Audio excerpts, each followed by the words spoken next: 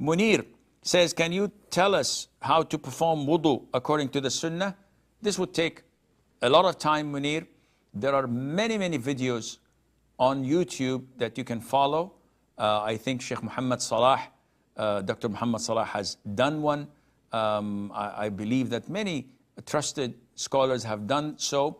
You can go through it. You can go through islamqa.info. They will give you the precise hadith, the authentic hadith of the description that would tell you how to do it.